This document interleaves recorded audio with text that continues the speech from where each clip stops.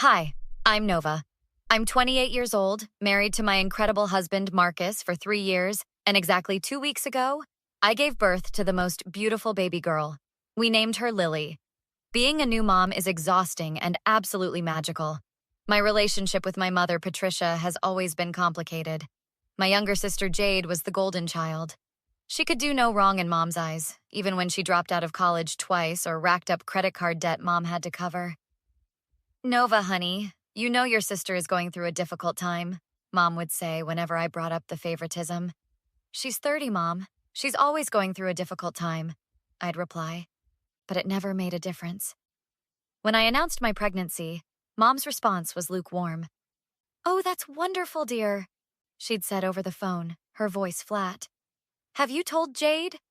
You know she's been trying with her boyfriend." Jade wasn't trying. Jade had mentioned maybe wanting kids someday. But in Mom's mind, Jade's hypothetical desires trumped my actual pregnancy. Marcus noticed immediately. "Your mom didn't sound excited." "She never is. Not about me." "Well, I'm excited enough for everyone. This baby is going to be so loved." And she was. Marcus was an amazing father from day one. My best friend Rachel brought meals and helpful advice, but Mom sent a generic baby gift and visited the hospital for 20 minutes before leaving. Last Tuesday, everything changed. I'd been struggling. Lily wasn't sleeping, and I was running on maybe 3 hours of sleep. Rachel had come over to help. "You look exhausted," Rachel said, taking Lily. "When's the last time you showered?" "Is it Tuesday?" "Go, shower, I've got her." I was in there maybe 15 minutes when I heard Lily shriek, not her normal cry, a sound of shock and distress. I jumped out, barely wrapping a towel around myself, and ran to the living room. Mom was standing there, holding an empty glass. Lily was in her bouncer, soaking wet, screaming. Rachel was frozen, her hand over her mouth. "What did you do?" I shouted, grabbing Lily. "She's freezing!" "She needed to toughen up," Mom said calmly. "She was fussing. Babies need to learn they can't always get their way." "You threw water on my baby?" My voice cracked. Rachel found her voice. "Patricia, what is wrong with you? She's a newborn." "Stay out of this," Mom snapped. "You're too soft with her, Nova. Jade would know how to handle a baby properly. She'd be firm but loving." "God, I wish she'd been the one to have this baby. She'd have been a natural mother, unlike you." The words hung in the air like poison. Rachel gasped. "Get out," I said quietly. "Don't be dramatic." "Get out! Get out of my house right now!" Mom's face flushed. "You're overreacting. It was just water. You were always too sensitive, Nova. This is exactly why Jade should have—" I said get out before I call the police. She left, slamming the door.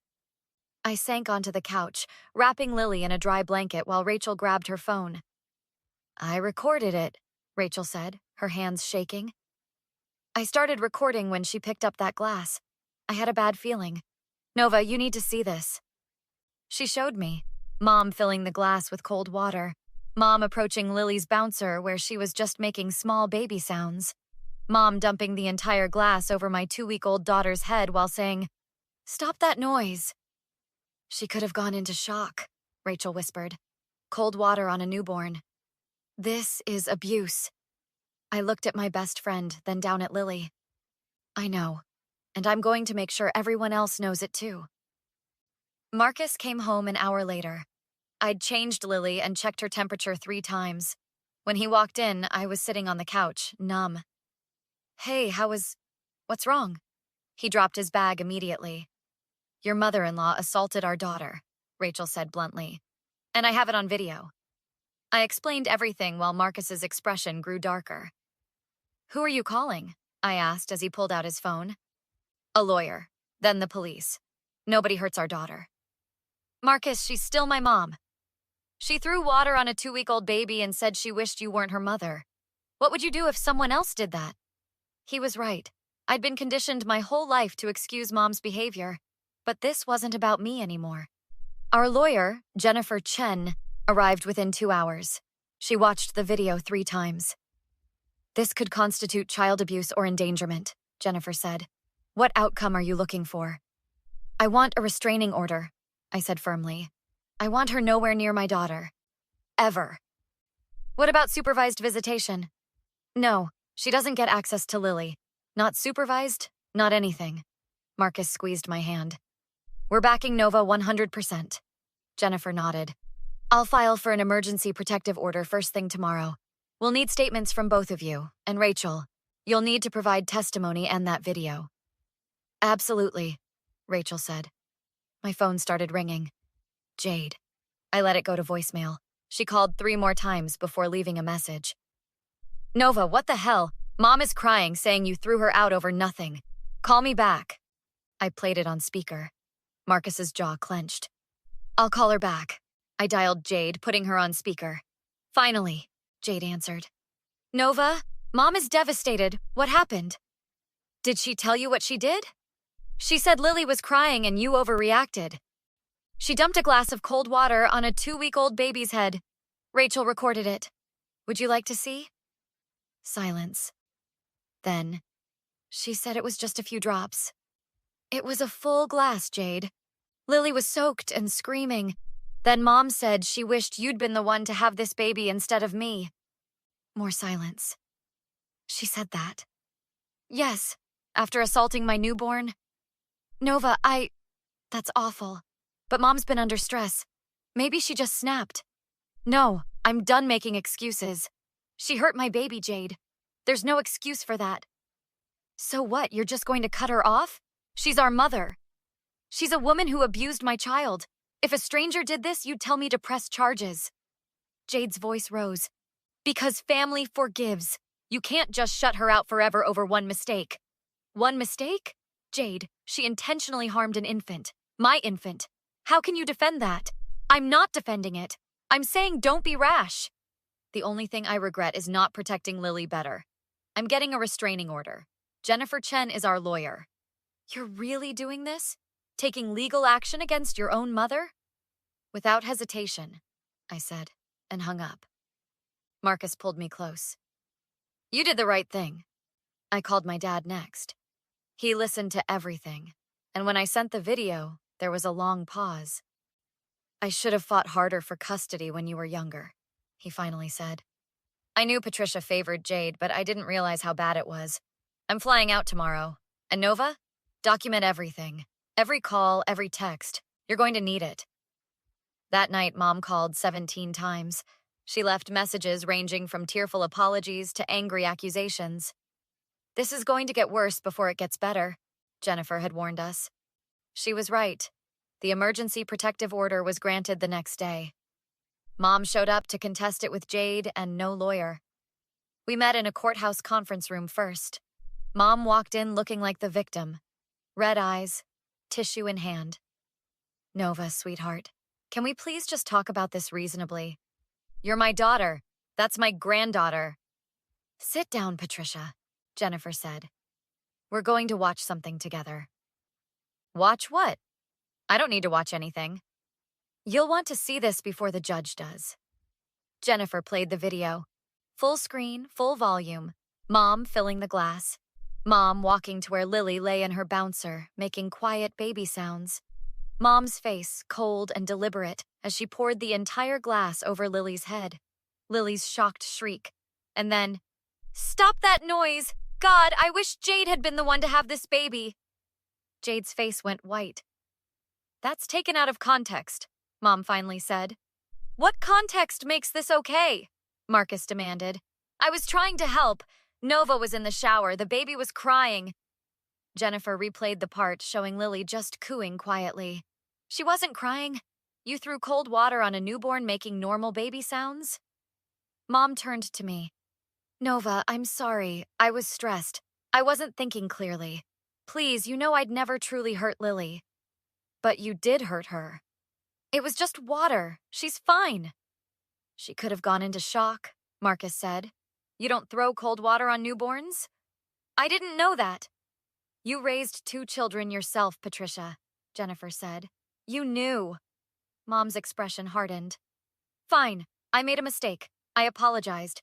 Now drop this ridiculous order. No, I said. No? You don't get to keep my grandchild from me. Jade finally spoke. Mom, You really said you wished I had this baby instead of Nova? Jade, honey, I didn't mean... Because I don't want anyone's baby, and I don't want to be part of whatever this is. You threw water on a newborn mom. Don't you turn on me, too. After everything I've done for you, after I've always chosen you, always supported you. Chosen me? Jade looked stunned. Is that what you think parenting is? I gave you everything. I loved you more because Nova never needed me. She was always fine on her own. Jennifer was typing rapidly. So you admit you favored Jade? Jennifer asked. That's not... I want my lawyer. You should have brought one. We're done here. See you in court. As we stood to leave, Mom grabbed my arm. Nova, please, I'm your mother. I'll do better, I promise. I'll go to therapy. Just please don't take Lily away. I pulled free. You took yourself away from Lily when you hurt her. You're going to regret this. You think you're so perfect? You're going to mess up that baby, and when you do, don't come crying to me. Are you threatening my client? Jennifer asked. I'm not threatening anyone. I'll fight this. I'll tell everyone what an ungrateful daughter she is. Every word you're saying is being noted for the judge. Mom stormed to the door, then spun back. You're dead to me, Nova. I hope you're happy destroying your family. She slammed out. Jade remained, tears streaming. I'm sorry, she said. I'm so sorry, Nova. I never wanted... I didn't know it was this bad. It's not your fault. I can testify, if it helps. Jennifer nodded. That would be very helpful, Jade. The hearing lasted 40 minutes.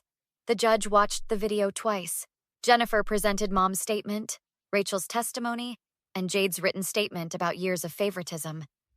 Mom's public defender argued it was momentary lapse in judgment, that family therapy could resolve everything. Your Honor, Jennifer countered. The defendant intentionally poured cold water over a 2-week-old infant, an action that could have caused hypothermia, shock, or aspiration. She then told the mother she wished someone else was the parent. This isn't a lapse. It's abusive behavior with clear premeditation. The defendant has shown no genuine remorse. The judge looked up. Mrs. Harrison, I have 3 grandchildren myself. I cannot imagine any circumstance where this would be appropriate. The protective order is granted for 12 months. You are to have no contact with the minor child or her parents. Do you understand? Your Honor, please. This court is adjourned. We walked out into bright sunshine. Dad was waiting, having flown in that morning. I'm proud of you, he said. That took real courage. My phone buzzed. A text from Mom. You've ruined everything. I hope you're satisfied. Jennifer screenshot it. Forward that to me. She's already in contempt. Should we report it? Marcus asked. Yes. The order means no contact. She needs to learn there are consequences. We filed a contempt report that afternoon. Mom was issued a warning and a fine. She didn't contact me again, but I heard she was telling everyone I'd stolen her grandchild. Let her, Marcus said. People who matter will know the truth. He was right. Some relatives took Mom's side and got blocked. Others asked for the real story and supported us completely. Jade came by often, slowly building a relationship with Lily, and with me. I should have noticed, she said one afternoon, how differently she treated us. You thought you were loved. There's nothing wrong with that. I could have stood up for you. You're standing up for me now. That's what matters. Dad visited monthly. Marcus's family embraced us. Rachel continued being the best friend anyone could ask for. Our real family wasn't defined by blood. 6 months later, Mom tried one final approach. She showed up at a coffee shop, coincidentally sitting nearby. When I stood to leave, she approached. Nova, please, can we just talk? I've been going to therapy. I understand now that I was wrong. I want to make amends. I looked at her. I don't believe you. You're not sorry you hurt Lily. You're sorry there were consequences. If you were truly remorseful, you'd respect the boundaries and leave us alone. I'm your mother. Doesn't that mean anything? It means you should have protected me, supported me, loved me fairly. Instead, you resented me and hurt my child. Being a mother is about behavior, and your behavior disqualified you from being Lily's grandmother. So that's it? You just shut me out forever? You shut yourself out. You had choices at every step. You chose favoritism, you chose resentment, you chose to harm an infant. I'm choosing my daughter's safety. These are consequences of your choices, not mine. I walked away. She didn't follow. That night, Marcus found me in Lily's nursery, watching her sleep. You okay? I think I am. It hurts, but I'm okay. We're okay. We're more than okay. We're a family. A real one. And we were. Not the family I'd been born into, but the one I'd built. With Marcus, with Lily, with Dad and Rachel and Jade. A family built on love, respect, and protection. Lily stirred in her crib, making soft baby sounds. Happy sounds, safe sounds. I reached down and gently stroked her cheek. Your mom's pretty fierce, huh? Marcus whispered to her. I smiled. Yeah, she is. Have you ever had to protect someone you love from family? How did you handle it? Drop your thoughts in the comments below. And if this story resonated with you, please hit that like button and subscribe for more true revenge stories every week.